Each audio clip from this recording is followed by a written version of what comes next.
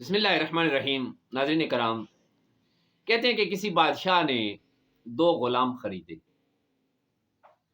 ایک سے بات چیت کی، اسے دانا اور شیریں کلام پایا۔ پھر دوسرے کو پاس بلایا، یہ دیکھنے میں خوش شکل نہ تھا، اگرچہ اسے دیکھ کر بادشاہ خوش نہ ہوا، مگر پھر بھی اسے کام پر لگا دیا اور اس کے اوصاف جانچنے میں لگ گیا۔ پہلا غلام جس نے اپنے آپ کو 100 غلاموں کے برابر بتایا تھا، اس سے بادشاہ نے مخاطب ہو کر کہا کہ تو نے مجھے بہت متاثر کیا ہے، تیرے ساتھی نے بھی تیرے بارے میں اچھی رائے دی تھی، اور تجھے اس نے خواجہ سرا، نہ مرد اور نہ جانے کیا کیا کہا تھا۔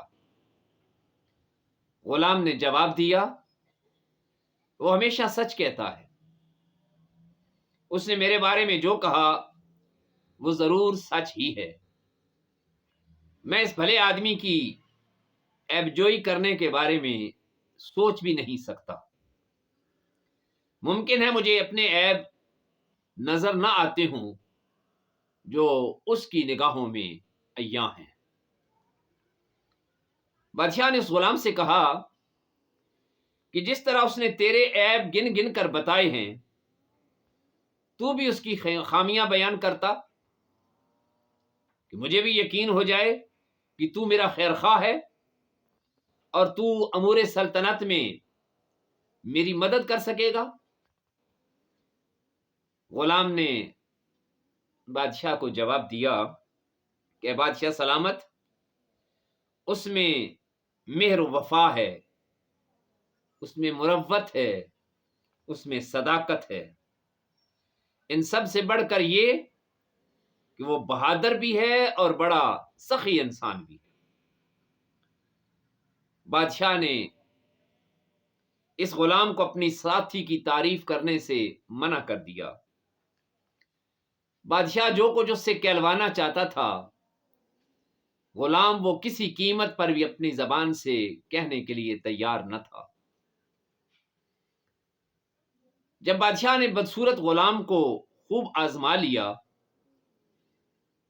اور پہلا غلام حمام سے نہا دھو کر آیا، اسے پاس بلایا، بدصورت غلام کو رخصت کر دیا۔ بادشاہ نے اب اس غلام کو بتایا کہ اس کے دوست نے اس کی بہت برائیاں کی۔ غلام نے مثال کے طور پر کچھ باتیں سننا چاہیے کہ کیا کہا ہے اس نے میرے بارے میں، تو بادشاہ نے بتا دی۔ وہ غلام غصے میں آ گیا اور اس نے اپنے ساتھی کے بارے میں جتنا بھی زہر اگل سکتا تھا بادشاہ کے سامنے اگل دیا۔ بادشاہ نے آخر کار اسے چپ کر جانے کا حکم دیا۔ اسے بتایا کہ اس نے دونوں غلاموں کا امتحان لیا ہے۔ پھر اس غلام جو بدصورت تھا، اس کو امیر بنا کر اس دوسرے غلام کو اس کے ماتحت رہ کر کام کرنے پر لگا دیا۔ کہ اصل حسن جسم کے اعضاء کا نہیں ہوتا، انسان کی صفات اور اس کا سیرت و کردار اصل انسان کا حسن ہوتا ہے۔ بہت بہت شکریہ۔ اللہ